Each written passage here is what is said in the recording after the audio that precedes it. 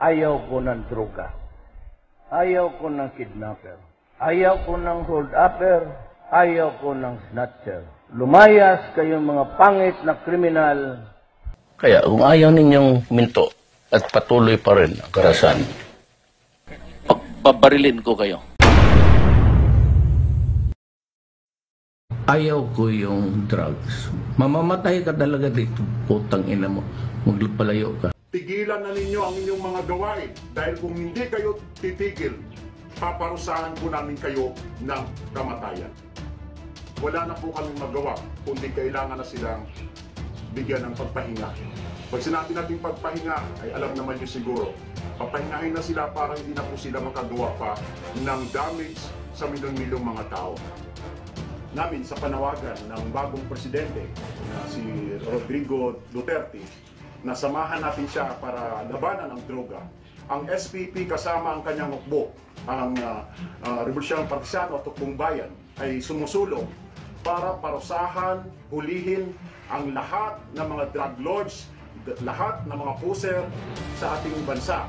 Ang SPP at ang hukbo nito ay kumakandak ng verification, surveillance, at ang surveillance po ito ay hindi ginagawa sa isang araw, isang linggo, umaabot po ito ng ilang buwan para gumawa ng surveillance at kumpirmasyon sa mga taong ito. Ako, magprangka ako sa inyo. Dito sa panahon ko, tatapusin ko yung problema sa droga.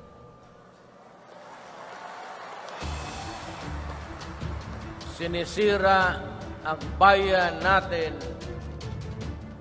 at ang mga anak natin na susunod sa atin dito sa mundong ito. Sinisira. Ako po'y galit. Pati yung mga pulis dito sa Maynila nakasabit sa droga. Ako po'y nakikiusap.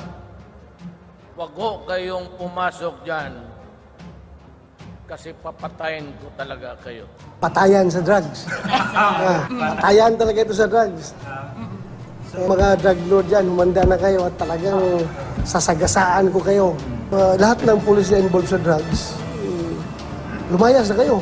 Dahil binabayaran kayo ng gobyerno para manghuli ng mga drug personalities. Ngayon, tumatanggap rin kayo sa mga drug lords. Ano kayo sinisorte? Ano kayo sinisorte? Ano kayo sinisorte? Drugs must be stopped. Gagamitin ko ang pulis pati military to go after drugs. Ang utos ko sa kanila, patayin mo. Yang drugs will disappear. Kaya ako nagbigay ng limit ko sa sarili ko. 3 months para talaga pressure ako. 3 to 6 months. Tapos ang kriminal, mawala ang droga. Patayan yan, ha? Kaya sabi ko sa inyo, patayan yan. Mawala ang droga at ang corruption sa gobyerno matatapos. I'm just warning this Peter Lim and Peter Ko, do not escape from prison. You will die. Kulang ko, never try to go out of prison. You will die. And regarding Garbo, I think the DILG will take care of him. The other personalities in this matrix are persons of interest. Will they also die? I do not know. That is all for the day. Thank you. We will be relentless in our internal cleansing efforts. We have to eliminate scalawags from within our ranks. Kayong mga kutong, abusado, tamad at sindikatong pulis, bilang na ang mga araw ninyo. Lalo na kayong mga pulis dito sa Metro Manila na pinagmamayabang pa ninyo na kayo ang mga ninja, na kayo ang taga-recycle ng shabu. I am giving you 48 hours to voluntarily surrender to me at ilahad ninyo sa akin ang lahat. Otherwise, mag-awol na lang kayo, mag full-time drug lord na lang at makipag gira na lang kayo sa amin. Hindi ko po masisikmura ang bagong kalakaran ngayon, na ang bagong yabangan ngayon sa mga kutong na pulis ay hindi na po magkano ang kanilang nakukulikta sa illegal gambling, kundi magkano ang kanilang koleksyon sa illegal drugs. I am telling you this has to stop right now, or I will stop you from enjoying your evil life. I promise you, change is coming, including your birthday, which will be changed to November 2. I'd like to warn the residents dyan sa Dewey Boulevard na yan. Yan ang trading hanggang doon sa coastal. You are into yung sa drugs. I'm warning you, I'm giving you 48 hours. 48 hours yung mga nagdi-distribute ng droga sa Boulevard. Giving you 48 hours. Pag nakita ako kayo, papatayin ko kayo dito. Believe me, meron akong listahan ng PDEA. Dito PDEA. Ma'am, dito ka ma'am. Ba't PDEA? Sabay di mahatag sa PDEA. With the appearance of gentleness. Nagamang ko yung listahan ninyo. Yung nasa order of battle. Pagprangkahan na lang tayo, papatayin ko kayo.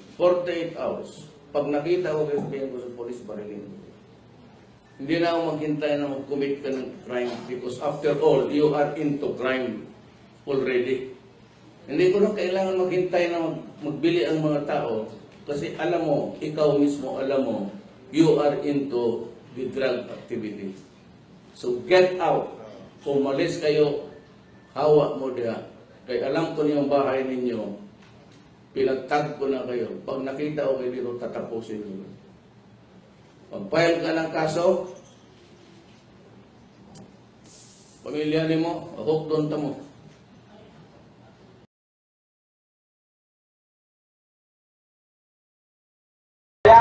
At sa kapulisan ng Eastwood Police Station.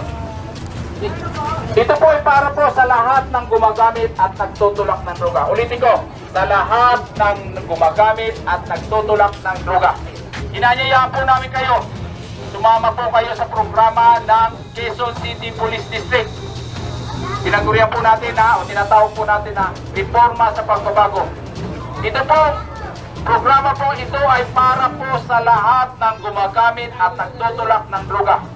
Binibigyan po natin sila ng pagkakataon na magbago at linisin ang kanilang pangalan. Huwag niyo pong isipin na di po namin kayo kilala. Lahat po kayo ay kilala po namin.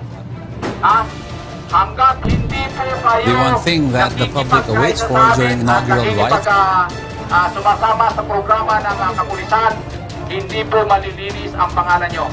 Ito pong programa po ito ay walang kaakibat sa anuang po pagsatampa ng kaso po sa inyo. Ito po ay rehabilitasyon para sa inyo. Mga magulang, mga elders, tulungan po natin mga anak natin kung alam po natin na gumagamit sila ng droga. Samahan po natin sila sa pagpapatala sa Bagong Bayan. Samahan po natin sila sa Camp Karingal. Samahan po natin sila na makinig ng programa ng Quezon City Police District.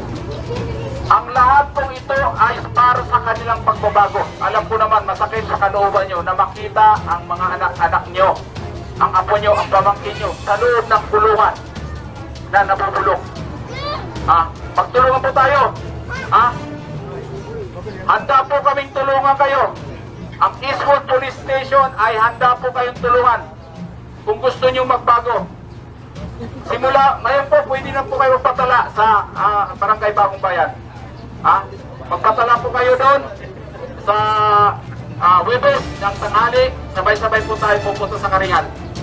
Pakinggan po ninyo ang programa na inihanda po para sa pagbabago ninyo.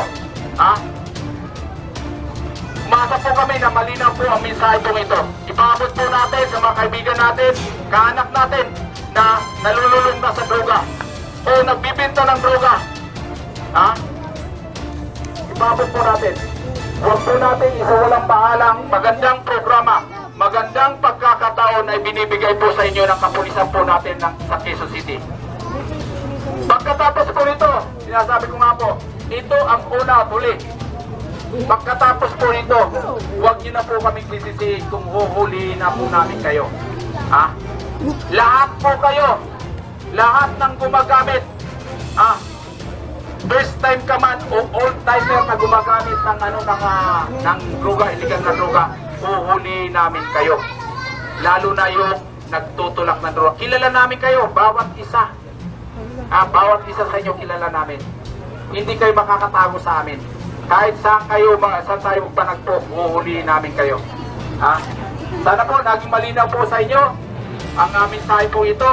At sana po ay makasama po namin kayo sa Huwebes, sa programa po ito. Marami pong salamat.